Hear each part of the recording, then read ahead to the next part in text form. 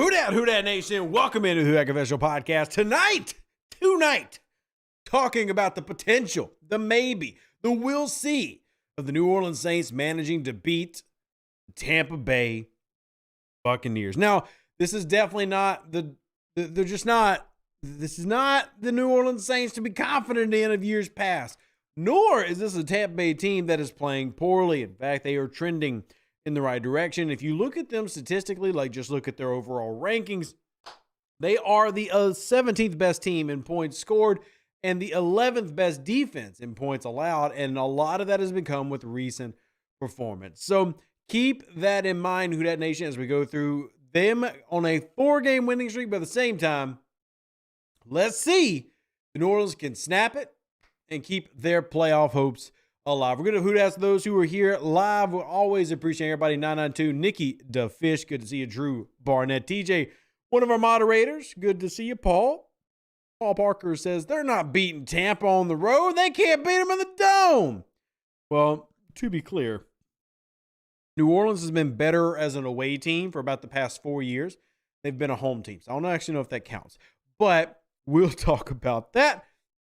Chambliss, good to see you. Mr. Jerry, good to see you. Chemo Slice, Brian W. Steve B. Gundam, James Griffon, Eric Howard, Pammy Whammy, Randall, and Old Hooper, and everybody else in between. Who Dat to you? Welcome into the show tonight. We're going to talk about the Saints, the potential to win. There's a Jets-Browns game going on tonight, so that's something. We've got the Bears taking on the Falcons this upcoming weekend. Obviously, that's important for us. Jaguars are hosting the Panthers, and of course, we have the Tampa Bay Buccaneers. We'll see how it goes. With Tampa having what I call a very surprising win, and not only was it a surprising win, it was a very good win. I'll be very clear. Like I try to be on this show as objective as possible. They went in and did a fantastic job, or they were at home and did a fantastic job against the Jacksonville Jaguars. When I say fantastic, I mean that they've made them one-dimensional. They came out of the gate, they scored, they went up 10-0, and then their defense was smothering. Now, I don't know why Jacksonville didn't try to do more on the ground, but Etienne only averaged like 2 yards per rush, but he only had like 6 carries. Early on, they were doing a really good job, and then of course Trevor Lawrence threw 2 interceptions, and there are a lot of things that went into this, but there was a 30-0 lead at the end of that third quarter, and you see it being 30-12, and it's a little bit misleading because it's just one of those like fourth quarters. You knew who had won, right? Like this is a game where Baker Mayfield came out, dominated, and their defense was dominant. And that's who the New Orleans Saints are going to have to face this week. And the Saints are obviously not coming off the same thing. The Saints are coming off a very lackluster, I would call, win against the Giants. I think it was solid, but it was nothing to get like super hyped about. It is what it is, right? Danny DeVito is who he is. I didn't think that he would be super amazing, super shocking. I truly did not think that was going to be anything impressive. And then New Orleans went into a team that was a winning middle-of-the-road team and lost 30-22. And that 22, again, kind of misleading because 15 of those points came in the fourth quarter at the very end. So, it feels like they're in very different directions. And I say all of that only to say because, again, practicality and just being objective is important. The New Orleans Saints are not the favorite for this team at all, right? And there are several things that as we look back, we're going to do a season recap, and I can't wait to get y'all's opinions about the season, what y'all think was the biggest issue. And I think that is a myriad of things. Like I pissed off Pels fans, or a few of them the other night. I'm very much in the New Orleans Pelicans should move on from Zion Williamson, like whatever you call that. Like I'm very much anti-Zion at this point. I don't think he fits the team. I don't think he fits what they're trying to build. And I don't think he's ever going to be that guy here.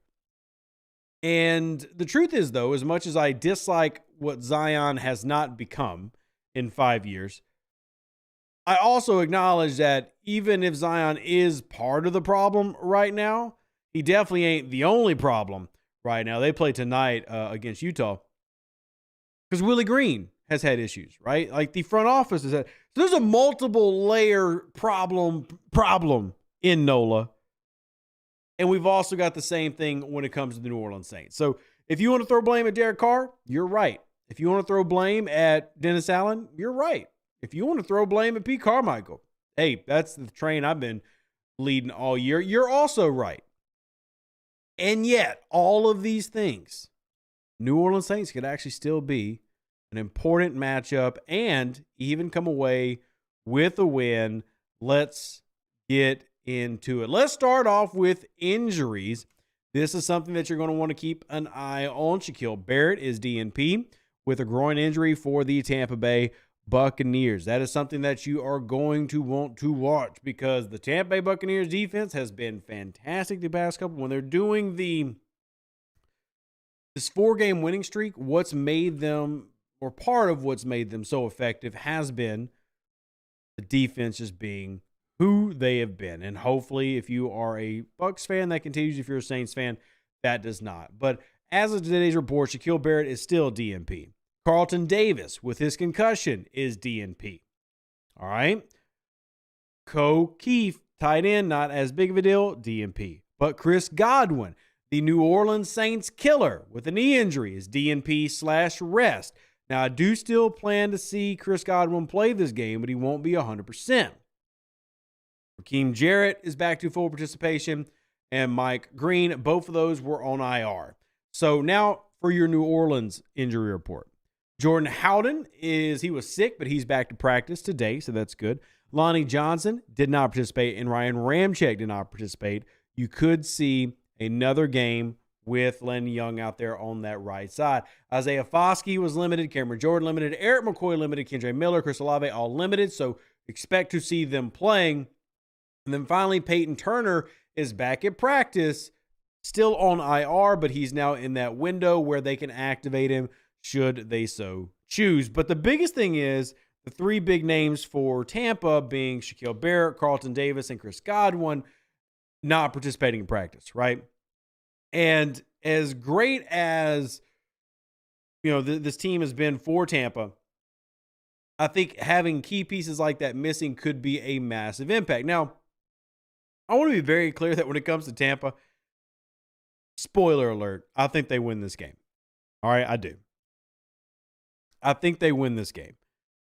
But at the same time, I am a firm believer, and I've always said this, that divisional games are important. Divisional games matter, and that divisional games cannot be treated as normal games, so they can truly swing either way. When I look at the Carolina Panthers, for example, and I know this is looking ahead a little bit, and I'm not even predicting the Carolina Panthers to win, although they did have a very close very close loss against Green Bay, could have won that game. They beat the Atlanta Falcons a couple of weeks ago for their second win of the season. I think that what you have with Carolina, what you have with New Orleans, what you have with Tampa, etc., we talk about this division being kind of low, but all of them can win. It's just a divisional game. They're tough. So even though I believe Tampa's the best team in the division right now, I believe they can be taken advantage of. The key is, can you force Baker Mayfield into mistakes? This is something that Baker's not been doing. I mean, Baker has played very good football, not great. He's mid-tier, but he's played well. For example, even in the past few weeks where we're talking about this win streak, he's not thrown an interception since the Carolina game. He's had 3 straight games, playing it clean, not throwing an interception. That's been big for them. And in that same span over the past 3 games, he's thrown 8 touchdowns, right? So that's been huge. But the big thing is they've kept him clean. Like, you look at him, he's had 2 games where he's been sacked 5 times or more all season. He's been sacked 35 times total, which is not a low amount, but it's also not a high amount, right? So they've done a good job on that offensive line, protecting him enough to where he can be a contributor. Now, again, he's not putting up big numbers, but he is playing good ball. It's enough to where, like, if you want to do a direct comparison to your very own Derek Carr in terms of like how often he's been sacked 28 times. Now, that doesn't count the 3 sacks that Winston and Hill have taken, which would bring the number up to 31, so very close to the Baker amount. But, contrary to what gets talked about a lot, the Saints offensive line has not really been that bad this year. They're just no longer tops, and that's really tough to hear. The Saints offensive line is not a bottom 10 unit. And, I know I made a post on Twitter that a lot of, quite a few other people who do Saints podcasts and things, commented on, because I said this is a good roster.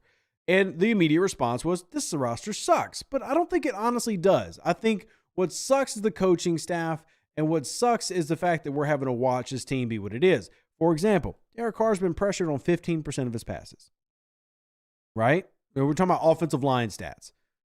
It's just offensive line stats. Baker Mayfield's been pressured on 18% of his passes. So the Saints offensive line has gotten better. I still think the play calling is complete garbage and trash. I think that the overall leadership structure of the New Orleans Saints is not one that is conducive to winning football, but the roster still has talent. So this team definitely can make a way to win against Tampa and keep their playoff hopes alive. Because if you're Tampa, there's not as much riding on this game as it is for New Orleans. Now, they should still be striving to win, right? Like that's obviously something they should try to do. You should still be trying to win the football game. But they don't have as much. Because if New Orleans loses, they're completely eliminated, right?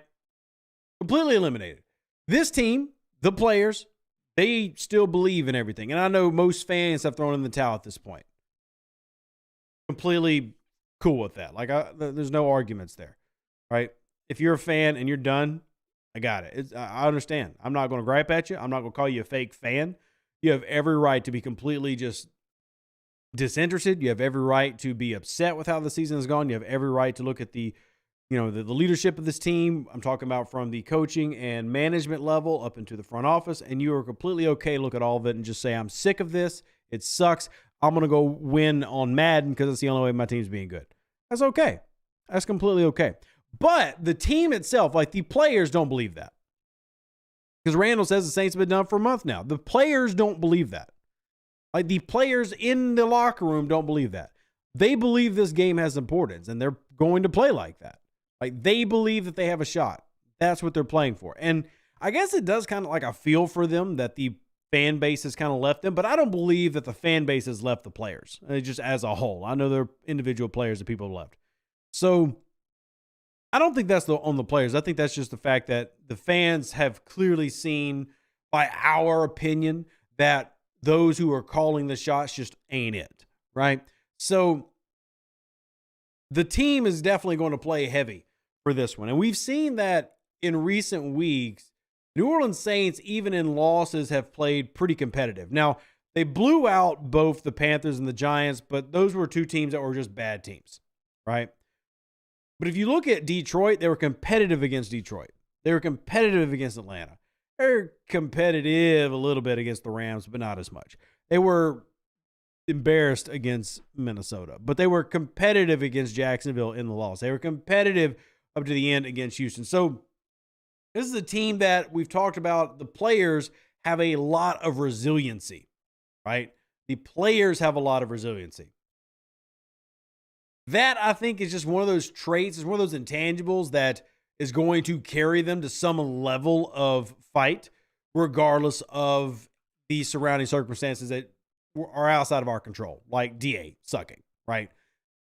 DA is not going anywhere, but the players are still going to play hard, and the players are still going to try to make things right.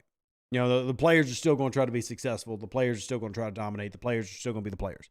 So that alone, I think, gives New Orleans Saints a shot. You look at Alvin Kamara, as rough as the season's been, man, dude, it's been so impressive to see him have 12 games. He's got over 1,000 yards from scrimmage. Chris Olave has over 1,000 yards from scrimmage. Rashid Shaheed had, right at 670 right now. I mean, there have been some guys who have definitely shown up this year, even when a lot of other guys around them have not. And even on the defensive side of the ball, Carl Granderson has a shot if he can get a sack and a half to go and become a 10-sack guy. He's definitely got a lot, to prove and to be that guy. Hell, I think Demario Davis is another second-team All-Pro season. I know he's on the downswing, but I think he's smart. So all these guys are playing for something. They just might not be in the same stratosphere of what we believe will happen, right? We'll just have to wait and see. Paul says the team should lay down and get DA fired. He's back next year for the same results, maybe worse. Here's the thing, Paul. That wouldn't matter. And I've tried to say this, and I'm 100% not calling you out, Paul. I'm not trying to single you out. I do appreciate you being here on the show. Welcome. The Saints could lose 60-0 against Tampa, and DA is not going anywhere. I'm sorry. It's not. So I'm not going to ask for the players to sit down. I'm not, because here's the thing. As a player, that makes you look terrible for multiple reasons. Number one, other teams that might want to hire you, knowing that you're going to literally take games off against your coaching staff, regardless of how good the coaching staff is, that's a problem. Like that's an immediate, you already just eliminated yourself from multiple job opportunities. Number two, we know that this, league and these contracts very much are stat-based, and there are a lot of financial escalators for a lot of these Saints players that they want to meet. So give them the opportunity to do that. I don't think, for several reasons, the Saints players are going to roll it out and just turn tail. And it certainly is not what you would want to do if you want to have a long career in this league. You play it out, right? Even on bad teams. And if y'all have watched, former player interviews, they talk about the same thing, man. Being on bad teams is very difficult, but you still got to play at a high level. You still have to strive for something with that. Now, Trader's Playbook has a very interesting concept. Says maybe we, the fans, can start a protest at the Dome. And I'll be honest, I think that would be fantastic. I really do. I think it would be amazing if thousands of Saints fans gathered outside the Dome to protest the coaching staff, protest the front office. If you, protest everything. Protest Derek Carr if you want, but you're stuck with Derek Carr. You're not technically stuck with Dennis Allen. Like, they can move from Dennis Allen. They just can't really move from Derek Carr, right? So protesting Derek Carr is kind of whatever. But you can protest whatever you want. I think that'd be fantastic. I think the fans should speak up because you need Miss Gale to hear. You need Mickey Loomis to hear. But anyway, get me a little bit distracted there, Trader, because we do need to focus in on this. How can the Saints win? And if you're looking at what the New Orleans Saints can do, I think the big thing is to look at what Tampa has struggled with when they were struggling. So 4-game win streak obviously is not where you want to take in terms of like what they've done. But you look against, say, San Fran, right? You look against, say, the Texans. You look against the Bills, the Falcons. All games where they gave up well over 400 yards. What have they consistently struggled to stop this year? Very similar to New Orleans, the run. They've struggled to stop the run. Now, it has been better in recent weeks. In fact, against Jacksonville, they only allowed 37 total yards. But against Indianapolis, they allowed 155. Against 49ers, 115. Against the Bills, 115. Against the Falcons, 156. Against Philly, going way back to week 3, 201. Teams that manage to do well against them in the running game have success, right? Now, picking ponies, just to address you real quick, because I do appreciate it.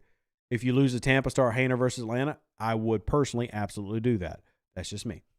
But anyway, Saints need to rely on the run game. That means relying on, hopefully, a Kendre Miller who is getting healthier. He is at practice. That's relying on an Alvin Kamara. That is relying on the guy that you brought in who had the league leading in touchdowns last year as a rusher, who now apparently doesn't get those opportunities anymore because we are so big-brained. We take the ball out of his hands in short yardage situations. Jamal Williams, that was the longest-winded way I could figure out how to talk about Jamal Williams. It's really, I feel so bad from him because here's the thing.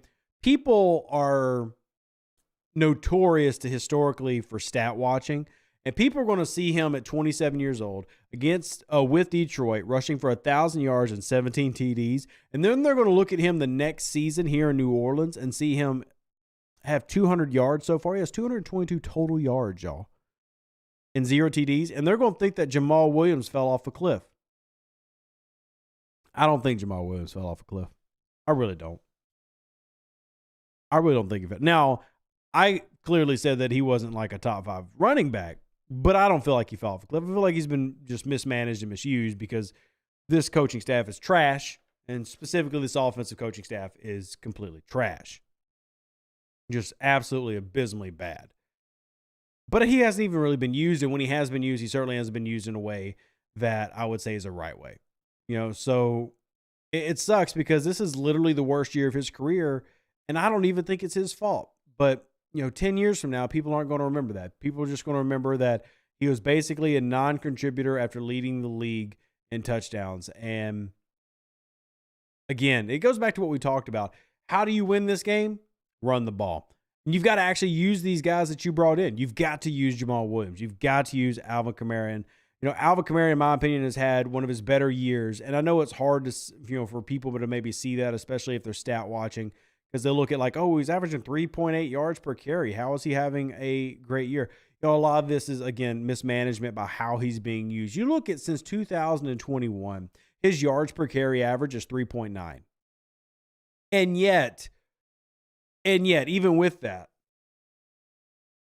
he's still been very productive. He's had almost 4,000 yards from scrimmage in that time frame. He's had 19 touchdowns in that time frame. I think the biggest issue has nothing to do with Alvin Kamara. I think that's to do with what's going on around him. There is no longer the illusion of, oh, well, we've also got to cover this option because if we don't, they'll burn us here. So we can't dedicate to AK, or we got to watch out for this type of play in this formation. The Saints are predictable, right? So that makes it a lot easier to defend against. I don't think that Alvin Kamara looks bad. In fact, when I watch Alvin Kamara this year, I see actually a very good player. He actually looks better than last year when he played. He also has more touchdowns this year. Love it. He also has less fumbles this year. Love it. Hopefully that stays the same. Again, this is a guy that you want to rely on. Fun random fact. Here's you a random number. Alvin Kamara, through his career, has 9,999 yards from scrimmage. He literally needs one more rushing or receiving yard to have 10,000 rushing and receiving yards. One more. That's it. On film, looks good, right? We're not going to talk about Sean Payton benching Russell Wilson. I mean, that's a purely financial decision, so I don't really see what there's to discuss about it, especially since we're talking about this. But, yeah. Yeah, they made the financial decision to bench him. It's kind of whatever to me.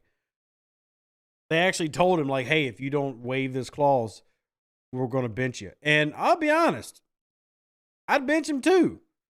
Because whoever made that stupid trade and contract, which was the Sean Payton, I'm talking about, we're getting really distracted in this episode. But you know what? I want to, just because you brought it up, when you talk about things that are stupid for GMs and stuff to do, you got to talk about the trade for Russell Wilson and then the extension, all the things that they gave this man. Like, that is just stupid. Like, imagine having a clause in his contract where if he doesn't pass a physical, he gets a guaranteed amount of butt ton of money. Like, what kind of stupid, backwards, like, dumb stuff is this? Yeah, I'd be trying to get myself out of that too. Yeah, I mean, that's just, if I was Sean Payton, I don't care if people call me petty, a jerk, an a-hole, whatever. There's just some stupid freaking decisions that were made in Denver. And TD is right. My energy is very much 2023 Saints because it's inconsistent and it's all over the place. But, yeah, I get it. And to be clear, it's the same thing with Derek Carr. Derek Carr was benched for the exact same reason. Derek Carr was benched so that they didn't have to pay him money and they were going to try to get rid of him. I got no issue with that. I'm not going to blame Derek Carr for that because Derek Carr wasn't having as bad of a year as last year that people say. He's definitely having a bad year this year, but he wasn't having a year last year that was that bad. It was just, he's Derek Carr. And I think people have gotten so used to good quarterback play, they've forgotten what bad and mid-tier quarterback play looks like. I mean, it's the same reason he got benched last year. And Russell Wilson, honestly, was doing really, really freaking well this year compared to Russell Wilson of last year. But even then, I think it's clear. I think it's very clear that Sean Payton was the reason that Russell Wilson looked so damn good. Because last year, Russell Wilson, 1 year younger, 2.3 interception percentage, which was right at his career high. Only a 3.3 TD percentage, career low. And this year, he had over 3,000 passing yards. His completion percentage has jumped over 6%. He had 26 TDs, the first time he's thrown that many TDs since he was back with Seattle in 2020. So very clearly, Sean Payton was the reason that the quarterback was playing so damn well. Anyway, go for it. Like, whatever. I'm going to trust Sean Payton on that one. Now, I will say this. Sean Payton is an ass, like, for sure. Like, is he a selfish, like, self-righteous? Absolutely. But I still think that the Denver Broncos have a better coaching situation than New Orleans. Gundam says draft Jaden Daniels. My man Gundam's going to say that all offseason. And I'm just going to go ahead and say it. Gundam, I'll tell you this, man. If you want to, like if you donate during the offseason for me to do film studies, I'll do one on Jaden Daniels for you. But I'm just going to go ahead and let you know that you're wasting your money. Because New Orleans ain't drafting Jaden Daniels. Ain't no way in the world. No shot. Ain't no damn way. I'll still do a film study for you if you want me to. Like, you feed my kids, I'll do whatever you ask. I'm just letting you know, you should let that dream die. Because that's just going to become a waking nightmare for you. You're going to be thinking about it, staying up late at night, just sobbing your little eyes out, drinking Mad Dog 2020, wondering where it all went wrong. I'm just trying to help you, man. I'm just trying to let you know that there's a train coming, and I'm trying to get you off the tracks, Gundam. Gundam, I'm trying to let you know that there is a blessing in your future, but if you go down this road, you will find nothing but curses. I'm trying to help you escape the generational curse that is hope under Dennis Allen. I'm trying to help you. You are making the church come back into me right now, and I'm telling you, I'm trying to help you, my brother. Listen. Trader's Playbook. Why the media doesn't call Loomis out for blatantly insulting the fans' intelligence. He's had no chance in the middle of the season, but interviewer didn't correct him. I mean, what is there to really correct Trader's Playbook? Because no good GM is just going to start shitting on everybody in the middle of the season or even at the end of the season because they're still in playoff contention. If the Saints were like 5-10, sure, things would be different. But as long as there is a shot to be in the playoffs and beating the Tampa Bay Buccaneers gives them a shot to be there, he's not going to dump on everything. I do still believe, I really do.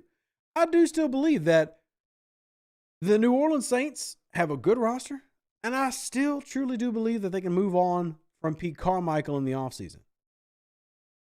Randall says, stop with the shot of the playoffs. It's all over. Okay, Randall, I'm not going to be what you want me to be, man. I know where you're at, Randall, but I'm going to tell you the same thing I've told you before. You're at the wrong podcast because what I'm saying is factually correct, and I'm not going to be a negative guy. I'm just not. I am not going to be that guy. I'm not. There are podcasts for that. But I'm not. That's not this podcast. This podcast is truthful, analytical. We take things for what they are. We speak facts, and that's it. And I'm just being truthful because here's the key. It's what I said 15 minutes ago. You go talk to any of these players, and the very few connections that I do still have, because I don't work in this sphere as a full-time job anymore. This is a hobby now, right? Not a single coach that I know in New Orleans, and not a single player sees this game and says, nah, what's the point? Not a single one. All of them believe in this. All of them want to win this. Some of them you can argue is for professionalism. Some of them you can argue is because they truly are passionate. You can even call it blissful ignorance. But for whatever the reason is, they believe in this team and they believe in themselves. They believe in their locker room. Now, there is an obvious gap, just like chasm, between the locker room and the coaching staff. And that has been made very apparent this season. Very apparent. And Trader, please feel free to follow up on your question because I'd love to expound on that with you. But like when they see this game, they say, we can stop Rachaad White. We can prevent Rachaad White from having a 1,000-yard rushing season. We can stop Baker Mayfield. We can make Baker Mayfield throw his 9th and 10th interception this season. They look at this and say that we can take control of the division. The players believe in themselves, so I'm going to be the podcast that believes in them, right? And the players have done enough to show me that they can win games on their backs if they have to. It's really difficult to do that. And what I mean by that is, hell, you look at a lot of our games this season. I give most of those wins to the players. You look at the Tennessee game all the way back in week 1. I give that to the players, right? The Colts game, I give that to the players, not the coaching staff. I don't give the coaching staff any credit for that. I give that to the players. Now, I will give the coaching staff credit for some losses, like Green Bay, like Detroit. But this team plays too hard, and because of that, I'm going to give them the benefit of the doubt. Like, I'm going to rock with them when they say that they can beat the Tampa Bay Buccaneers, when they believe in it. I'm going to believe with them. Now, I will say this, Randall. I'm going to let you know that even if the Saints lose this game, I'm going to warn you, Randall. And by the way, Randall, I'm not trying to run you off. I love that you're here. Even if the Saints lose this game, listen in. Come close. Listen. Next week is still Falcons hate week. So I honestly don't give a shit. I'm sorry. I'm trying to limit how much I cuss. I don't give a shit if we get destroyed by the Bucs. Next week is Falcons hate week. And if you think that I'm going to ask for the Saints to lose during Falcons hate week, I'm just going to tell you right now, your draft pick aspirations. I don't give a if they draft top 10, top 15. It's always the Falcons. Every damn day of the week, Sunday through Sunday. It is the Falcons. So I don't give a absolute dog shit if you lose to Tampa. You better go beat the ever-loving piss to make up for it out of the Atlanta Falcons. I'm just letting you know.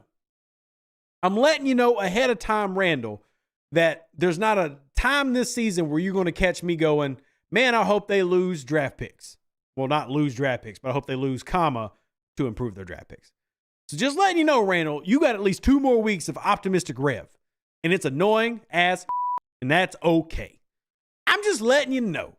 We're going to beat Tampa and beat Atlanta. And here's what's going to happen. We still ain't going to make the playoffs. That's going to be the most New Orleans Saints thing of all time. I'm going to go ahead and say it right now. New Orleans is going to go 9-8 this season. New Orleans is going to win 2 straight games. Still not win the division because Tampa will beat Carolina in Week 18. New Orleans will go 9-8, and everybody will talk about, oh, well, Dennis Allen ended on a strong note. Oh, well, Dennis Allen had his first winning season as a head coach. Oh, Dennis Allen might actually be trending in the right direction now. Maybe Dennis Allen has figured out a way to be a very successful head coach, and next year there could be reasons for optimism. Go and let you know it's going to happen. It's the most New Orleans thing that can happen. It is the most cursed thing that can happen, so it's going to happen. New Orleans goes 9-8, misses the playoffs, and then Dennis Allen buys himself another year. I mean, he's bought himself another year anyway. He's won 7 games. He's not going anywhere. He ain't going anywhere. My only hope, my only prayer is that Pete Carmichael is not the OC. And let that be Ronald Curry. I don't care if they go out. I'm actually going to Google a random name right now.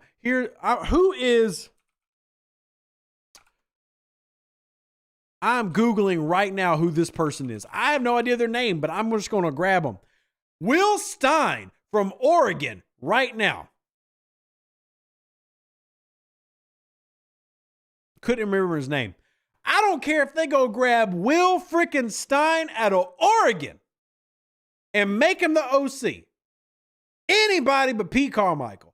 Anybody. Call Drew freaking Brees. If you don't know who Will Stein is, he's a finalist for the Broyles Award. The Oregon Ducks were averaging like 45 points a year or a game this year. So he's their offensive coordinator. I just couldn't remember his name. I don't care if they bring in Will freaking Stein.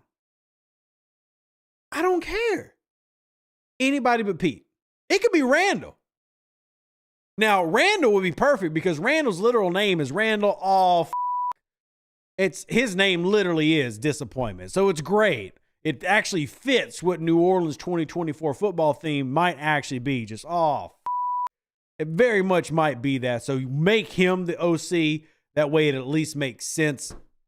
But I don't care. That's my last hope for 2024 is changing the OC makes some level of difference. 31 points a game under you. I believe in it, baby. I believe it. I believe it in my heart of hearts and my soul of soul. Because I truly do believe this is a talented roster, just with a horrible coaching staff and some mismanagement up at the top. And even then, when I say good roster, I'm not saying Super Bowl roster. Because this roster is not a Philadelphia Eagles Super Bowl roster. It is not a San Francisco 49ers Super Bowl roster, but it is still a good roster, and it could be better with good moves and coaching changes. That's just my opinion. In what scenario do the Saints run it back with Pete? I thought him being gone is a foregone conclusion. Nicky DeFish, you've been around too damn long. So you have swam that stream so many breeding periods. Make him play on your name with the fish thing if you don't catch the reference. How would you be shocked if he ain't still here next week. How would you be shocked?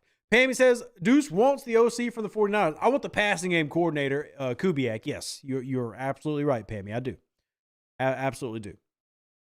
So, absolutely do.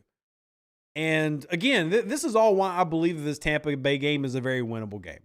It's a division game, which we know is going to get played tough. I'll be honest, I think there's an added point to this. I don't believe Tampa is a good enough team to win 5 games in a row. I really don't. I don't believe they're that good of a football team. No offense to Tampa. And, honestly, they could, Todd Bowles can come beat the ever-loving piss out of us. But I really don't believe they're that good.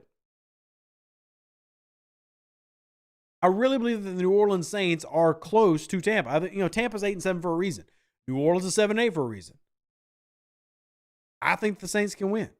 I think the Saints can take Dave Canales and his offense and be successful against it defensively.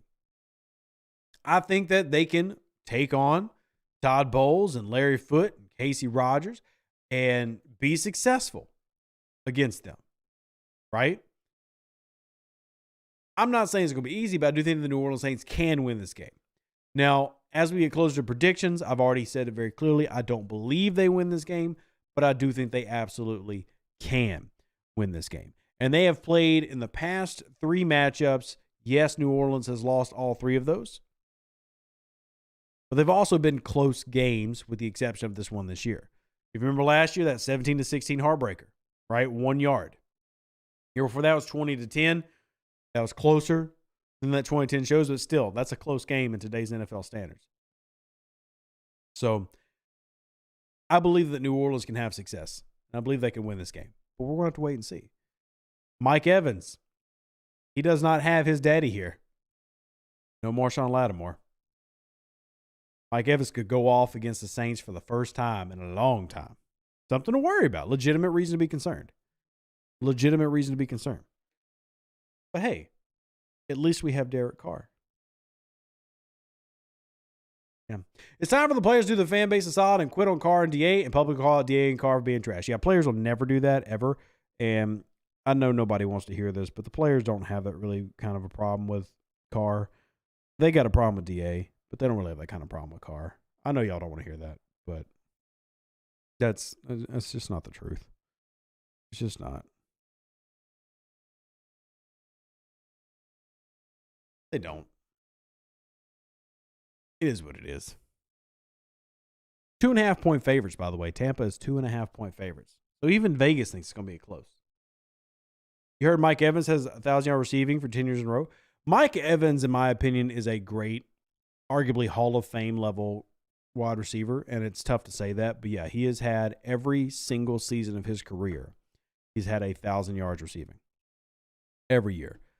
He needs 6 more touchdowns to have 100 receiving touchdowns. I mean, it's tough to really measure those things. I think you talk about leaders all time in receiving and stuff like that.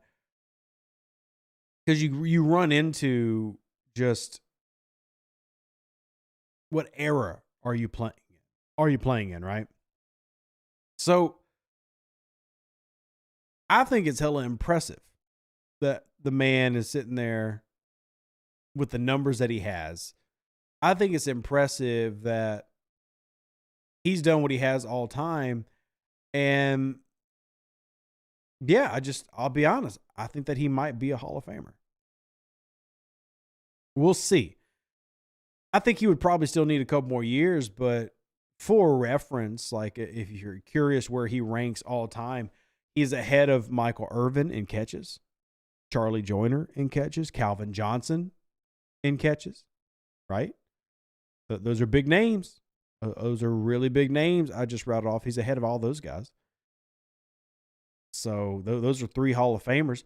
If you want to go in terms of receiving touchdowns, where is he at in his career?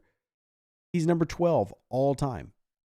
If he gets to 100, he'll be tied 9th all time. And everybody except Larry Fitzgerald and Antonio Gates are in the Hall of Fame who have over 100 receiving TDs, and they are both going to be in the Hall of Fame.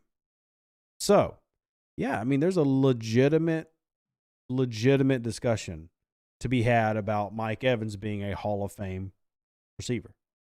I know as Saints fans, we don't want to have that conversation. But Mike Evans over Michael Thomas. Michael Thomas's peak was better than Mike Evans. But is Michael Thomas a Hall of Famer? No, because Michael Thomas doesn't have the resume to point towards that. I love Michael Thomas. I really do. Michael Thomas was destroyed injury-wise. If you took his first 4 years in the league and then said, hey, what does this look like if he has a healthy 11-year career? He is much better than Mike Evans.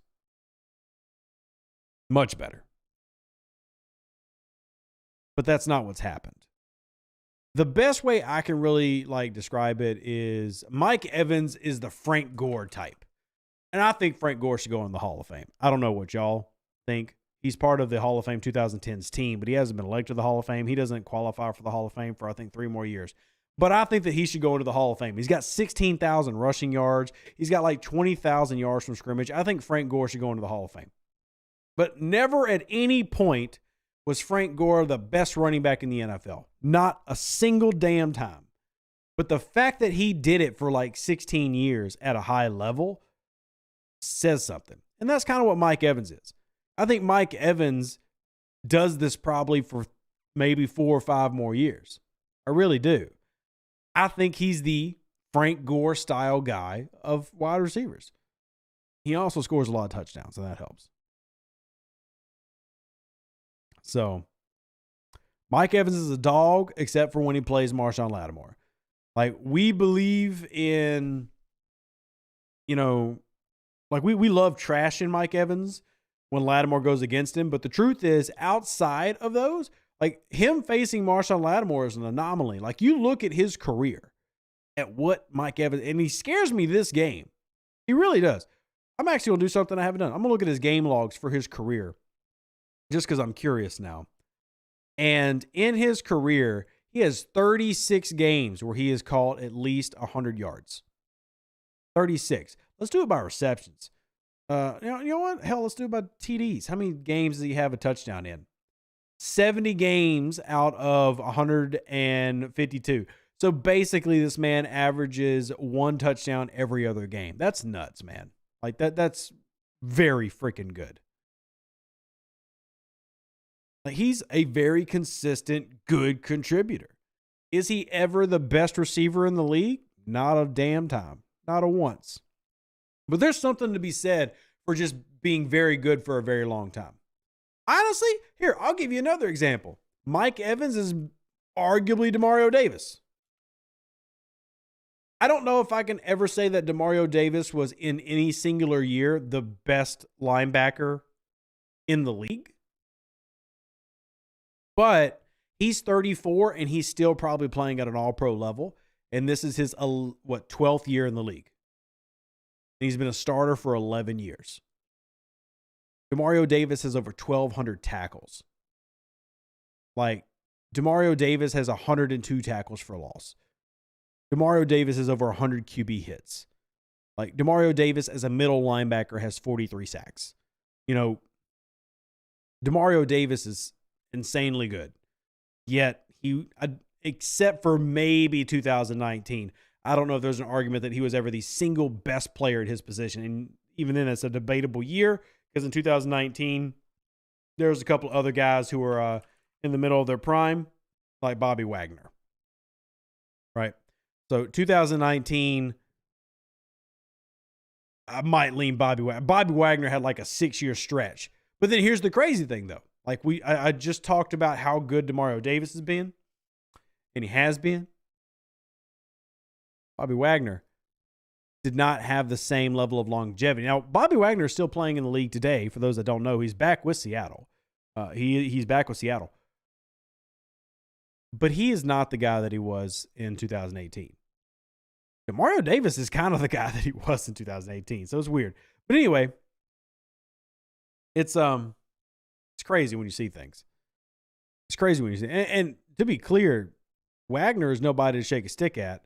Wagner is a Fantastic player. And Wagner is like a first ballot Hall of Famer. As soon as Bobby Wagner's name pops up, you click select in the Hall of Fame. Like immediately. That dude's insanely good. But so is DeMario Davis. But anyway, talking about guys who, the difference between a guy who peaks at a really high point versus guys who just play a really long time. So, where did Bobby Wagner play in college? Utah State.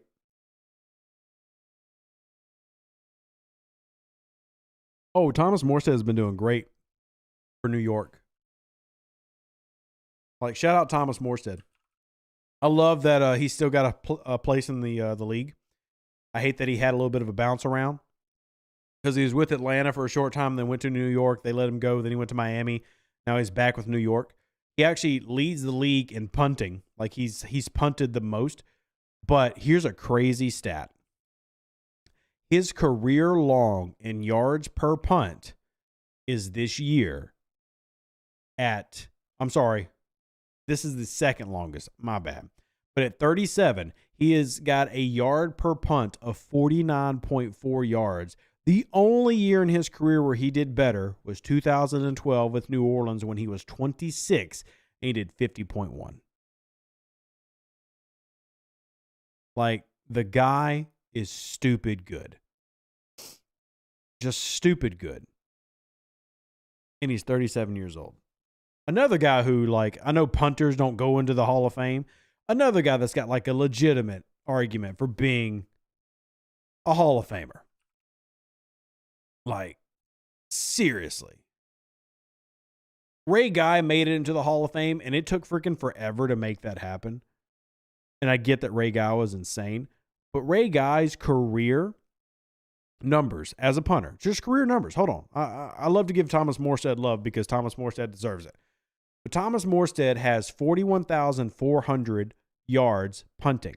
Ray Guy had 44,500. So he's really close. His career yards per punt, Thomas Morstead is 46.8. Ray Guy is 42.4. His career inside the 20 percentage, Ray Guy was 20%. 36.9% for Thomas Morstead. Again, I'm a little bit of a homer because I love Thomas Morstead. Ray Guy's net yard per punt was 35.2. Thomas Morstead, 41.6. It's crazy. Anyway, I think that man deserves more than we definitely gave him.